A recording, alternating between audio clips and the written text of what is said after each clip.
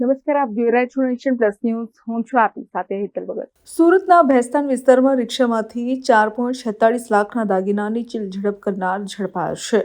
જેમાં વહેલી સવારે રિક્ષા સવાર મહિલાના દાગીના લૂંટી આરોપી ફરાર થઈ ગયો હતો. ભેસ્તાન પોલીસે 2 આરોપીની ધરપકડ કરી તેમની પાસેથી સોનું પણ કબજે કર્યું છે. મોઇન પઠાણ અને ખાલિદ સૈયદની ધરપકડ કરવામાં આવી છે. તો દાગીના ચોરી નંદુરબાર વેચી નાખ્યા હતા તેવી પણ માહિતી પ્રાપ્ત થઈ રહી છે. ગઈ તારીખ 13/1/2026ના રોજ ભેસ્તાન પોલીસ સ્ટેશનમાં ફરિયાદી છે અલોક કુમાર ઓમપ્રકાશ રાય ભેસ્તાન એરિયામાં એની પત્ની સાથે જતા હતા રિક્ષામાં. ત્યારે 2 મોપેડ પર આવેલા અજાણ્યા ઈસમોએ ફરિયાદીની પત્નીનું પર્સ છીનવી ચોરી કરેલી. એમાં સોના ચાંદીના દાગીના કુલ 107 ગ્રામ અને રોકડા રૂપિયા 15,000ની અજાણ્યા ઈસમોએ ચોરી કરેલી.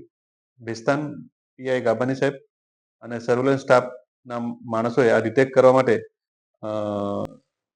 ટેકનિકલ સર્વેલન્સ તથા હ્યુમન સર્વેલન્સથી 2 રીઢા આરોપીઓ મોઇન ઉર્ફે બોબડો સરવરકાર પઠાણ તથા ખાલિદ ઉર્ફે ભાંજા સાજિદ સૈયદની ધરપકડ કરેલી છે અને આ ગુનો ડિટેક્ટ કરેલ છે. અને ચોરીમાં ગયેલ મુદ્દામાલ પૈકી 65 ગ્રામ સોનું પણ રિકવર કરેલ